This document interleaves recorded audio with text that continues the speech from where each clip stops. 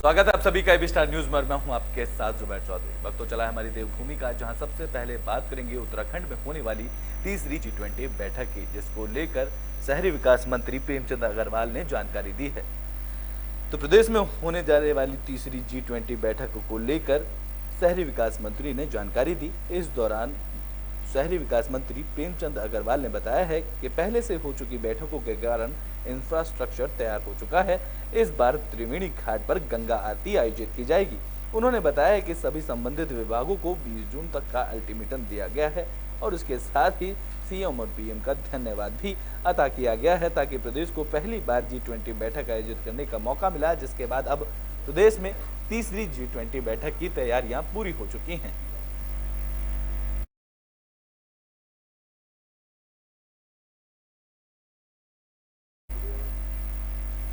Bulletin में बात कर लेते हैं केदारनाथ धाम की, जहां केदारनाथ धाम गर्भगृह में लगे सोने को लेकर खूब विवाद देखने को मिल रहा है।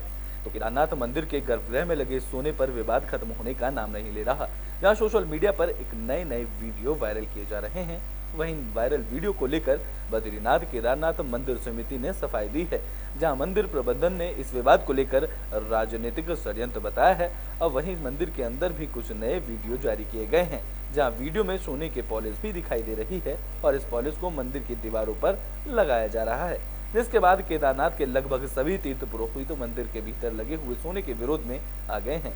वहीं राज्य को लेकर राजनीति भी गर्मा गई है, जहां कांग्रेस का कहना है कि देश में बाकी भी मंदिर हैं, लेकिन सारे विवाद मंदिर समिति के अधीन मंदिरों में ही क्यों उठ रहे हैं। जबकि बीजेपी प्रदेश अध्यक्ष महेंद्र भट्ट का इस मामले पर कहना है कि कुछ षड्यंत्रकारी देवभूमि के दान पर सवाल उठा रहे हैं, जहां दानदाता की मंशा पर भी सवाल उठाने को उन्होंने सही नहीं बताया है। आपको बता दें कि केदारनाथ ज्योतिर्लिंग के गर्भगृह में 230 किलो सोने की 560 प्लेटों का दान किया गया था, जिसका काम कपाट बंद होने के बाद बद्री केदार मंदिर समिति ने शुरू किया था, जिस पर अब कई सवाल खड़े उठने लगे हैं। देखिए, पहली बात तो बहुत मैं स्पष्ट रूप से कह सकता हूं कि मंदिर समिति द्वारा इसके बारे में पूरी जानकारी दे दी गई है। मंदिर से स्पष्ट बताया कि उस जो भी वो सोने की धातु से जहां वो चढ़ाया गया है, वो उसको निर्माण करने का काम उस दानदाता का ही है। और अभी जब कल और उसकी जांच की गई तो प्रत्यक्ष रूप से वो शुद्ध पाया गया।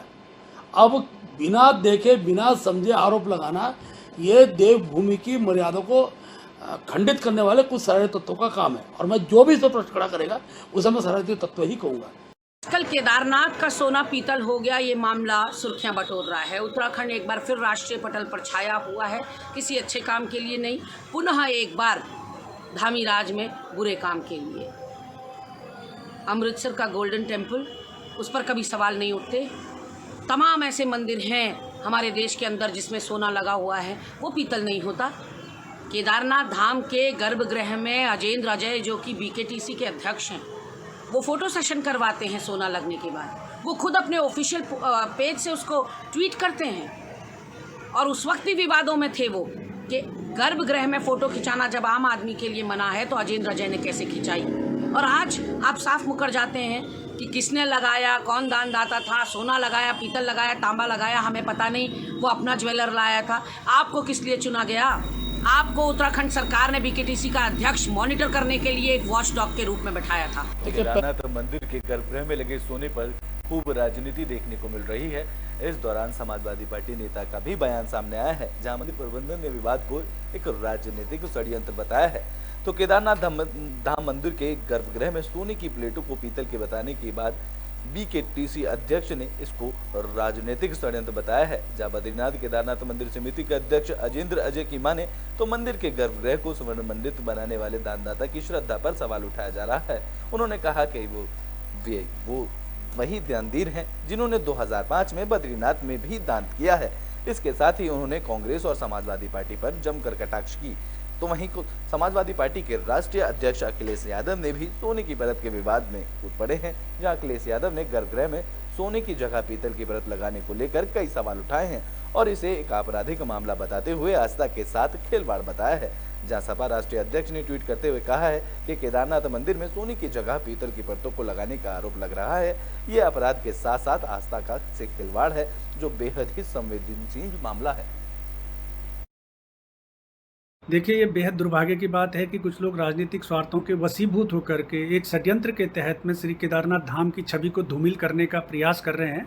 मैं आपके माध्यम से अवगत कराना चाहूँगा कि गत वर्ष महाराष्ट्र के एक दानी महानुभाव ने श्री बद्रीनाथ केदारनाथ मंदिर समिति के समक्ष इच्छा प्रकट की थी कि वो केदारनाथ धाम के गर्भगृह को स्वर्ण मंडित कराना चाहते हैं। बद्रीनाथ केदारनाथ मंदिर समिति ने अपनी बोर्ड बैठक में प्रस्ताव पारित करके उस पर व्यापक विचार विमर्श करके निर्धारित प्रक्रियाओं का पालन करते हुए दानी महानुभाव को केदारनाथ गर्भगृह को स्वर्ण मंडित कराने की अनुमति दी। देखिए, कपाट बंद होने से पहले पिछले साल तमाम चैनलों में, प्रिंट और इलेक्ट्रॉनिक्स मीडिया में ये खबर चली कि केदारनाथ में 550 सोने की प्लेटें चढ़ाई जा रही हैं और अलग अलग प्रिंट मीडिया और इलेक्ट्रॉनिक्स मीडिया ने ये बताया, ये दावा किया कि वो 1.25 अरब की इसका सोना चढ़ा है और लगभग कुछ इलेक्ट्रॉनिक्स चैनल ने ये दावा किया कि 200 किलो से ऊपर वो सोना है। अब जब कुछ दिन पहले केदारनाथ के तीर्थ पुरोहित गर्भगृह में गए तो उन्होंने देखा कि जो सोना लगाया गया था उसकी रंगत उतर गई है, रंग उसका उतर गया है, वो पीतल और तांबे के से लग रहे हैं। तो उन्होंने एक प्रेस नोट, एक बयान जारी करा है, बाकायदा जो तीर्थ पुरोहित समुदाय है उसके जो उपाध्यक्ष हैं, केदार सभा के उपाध्यक्ष, उन्होंने बयान जारी किया और हमने भी जानकारी प्राप्त की।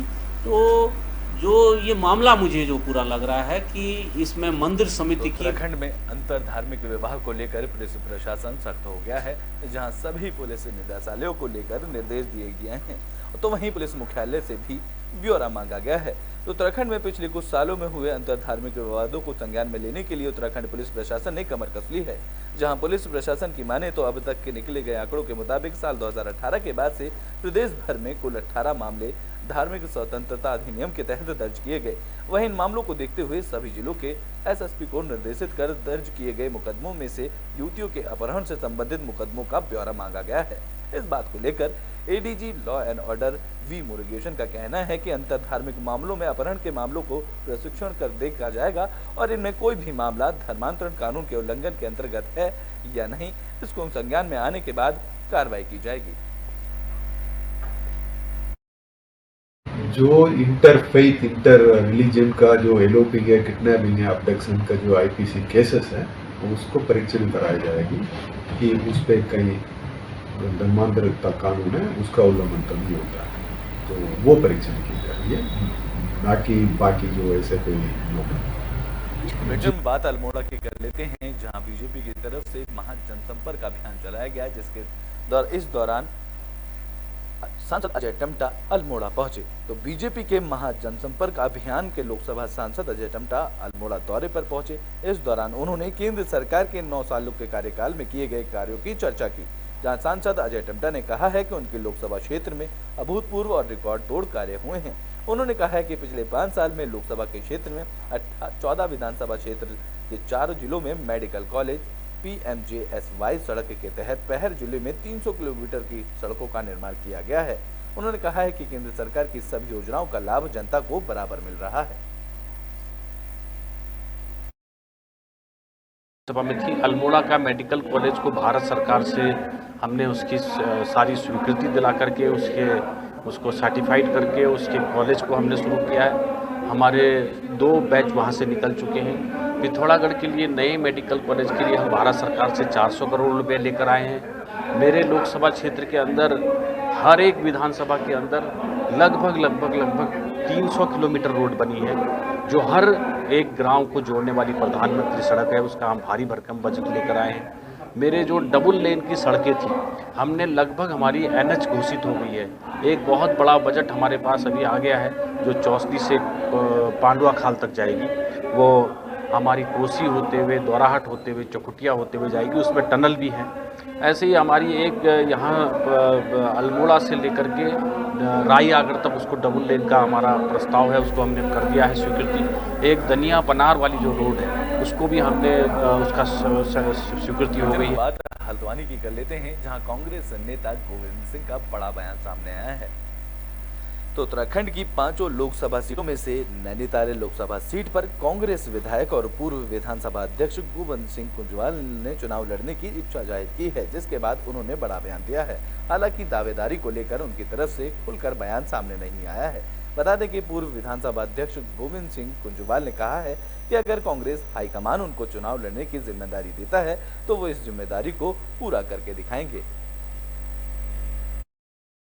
मैं जब से राजनीति में आया मैं पार्टी का सिपाही होकर के काम करता हूँ और पार्टी का जो आदेश होगा वो हमेशा चौधारी होता है, उससे मैं पीछे नहीं हटूंगा। आपकी इच्छा रहेगी सर अगर जनता ना पार्टी अगर इस लायक हमको समझेगी तो हम पीछे नहीं हटेंगे। पार्टी को निर्णय करना है कि कहाँ से किसको लड़ाया जाए। उस श्रेणी में कहीं गोविंद सिंह कुंजवाल का भी नाम आएगा तो हम भी पार्टी के निर्देश को मानेंगे। मैं कभी भी किसी पद पर जाने के लिए दबाव कभी नहीं बनाया, न अभी भी बनाऊंगा। मुझे सब जानते हैं, पार्टी जानते हैं, वरिष्ठ नेता जानते हैं। अगर मेरी उपयोगिता जहाँ पर समझेंगे वहाँ पर फिट रखेंगे तो वहाँ पर मैं उसको हमको करने के पार्टी का जो आदेश होगा उसको मानेंगे, पार्टी कार्यकर्ता होने के नाते। विधानसभा अध्यक्ष रितु खंडूरी ने महिला सशक्तिकरण को लेकर बयान दिया है। बता दें कि उत्तराखंड विधानसभा अध्यक्ष रितु खंडूरी भूषण ने महिला सशक्तिकरण के लिए किए जा रहे कार्यों की जमकर सराहना की है। उनका कहना है कि महिलाओं को सशक्त किए बिना समाज सशक्त नहीं हो सकता है। उन्होंने आगे कहा है कि महिलाओं को सशक्त करने के लिए महिलाओं की शिक्षा, रोजगार, स्वास्थ्य के साथ ही महिलाओं को आर्थिक रूप से मजबूत बनाने के लिए समाज में चर्चा के साथ ही सार्थक प्रयास किए जा रहे हैं। इस दौरान विधानसभा अध्यक्ष रितु खंडूरी ने बताया है कि महिलाओं के शोषण की जमकर आलोचना की। उनका कहना है कि सरकार को ऐसे लोगों के खिलाफ सख्त कार्रवाई करनी चाहिए और इसके लिए कठोर कानून भी आना चाहिए। देखिए, महिलाओं पे शोषण तो बहुत ही गलत बात है। अगर किसी इस तरह की चीज हो रही है जहां बच्चियां किडनैप हो रही हैं या बच्चियों के साथ अभद्र व्यवहार हो रहा है तो सख्त से सख्त कानून आना चाहिए और सख्ती से इन लोगों के साथ निपटना चाहिए। ग्लोबल टाइगर डे को लेकर वन संरक्षण ने जानकारी दी है। इस दौरान उन्होंने बताया है कि रामनगर में 29 जुलाई को ग्लोबल टाइगर डे आयोजित किया जाएगा। तो उत्तराखंड के प्रमुख वन संरक्षक समीर सिन्हा ने जानकारी देते हुए बताया है कि ग्लोबल टाइगर डे हर साल 29 जुलाई को मनाया जाता है। इस साल उत्तराखंड में ये रामनगर में आयोजित होने वाला है। उन्होंने बताया है कि इस दौरान देश के तमाम प्रदेशों के वन अधिकारी इस कार्यक्रम में मौजूद रहेंगे। उन्होंने आगे कहा कि इस कार्यक्रम को विभाग की तरफ से भव्य रूप से मनाया जाएगा। इसमें सभी टाइगर रिजर्व के अधिकारी मौजूद रहेंगे। इस कार्यक्रम में उत्तराखंड में जमीनी स्तर पर जो कार्य हो रहे हैं वो संगठनात्मक और समुदाय इसमें जुटे हों उसकी पहचान के दिलाना इस कार्यक्रम का खास मकसद होगा और इसमें बाघों के संरक्षण से जुड़े मुद्दों पर भी चर्चा की जाएगी। ग्लोबल टाइगर डे प्रतिवर्ष 29 जुलाई को मनाया जाता है और इस वर्ष NTSA ने निर्णय लिया है कि इसे उत्तराखंड में मनाया जाएगा और इसका आयोजन हम रामनगर में करने जा रहे हैं। इसके लिए भारत सरकार का पत्र भी हमें मिला है और इसकी प्रारंभिक तैयारी हमने शुरू कर दी है। हमारा पूरा प्रयास है कि इसे हम भव्य तरीके से मनाएंगे जिसमें पूरे भारत के जो टाइगर संरक्षण से जुड़े हुए जो भी लोग हैं सभी टाइगर रिजर्व के अधिकारीगण इसमें सम्मिलित होंगे और इसको हम एक ऐसा अवसर बनाना चाहते हैं जिसमें उत्तराखंड के जो ज़मीनी स्तर पे जो कार्य हो रहे हैं, यहाँ पर जो स्थानीय समुदायों का जो योगदान है और उन सभी को हम एक बहुत अच्छे मंच पर लाकर पूरे भारत के सामने सामने। बजरंग बात कोटद्वार की कर लेते हैं जहां टाइगर रिजर्व को लेकर SDO ने जानकारी दी है। तो मानसून को देखते हुए कालागढ़ टाइगर रिजर्व का पर्यटक जोना सोन नदी वाइल्ड लाइफ सेंचुरी के गेट पर्यटकों के लिए 15 जून से बंद कर दिए गए। जहां सोना नदी वाइल्ड लाइफ सेंचुरी के गेट हर साल पर्यटकों के लिए 15 नवंबर को खोले जाते हैं। इस साल भी हजारों की संख्या में पर्यटकों ने सोना नदी वाइल्ड लाइफ सेंचुरी का डे और नाइट विजिट किया जिससे वन विभाग को लाखों रुपए की आय मौजूद हुई है। जहां कालागढ़ टाइगर रिजर्व के SDO आनंद सिंह ने जानकारी देते हुए बताया है कि मानसून सीजन में वन्य जीवों की सुरक्षा के लिए उचित कदम उठाए जा रहे हैं।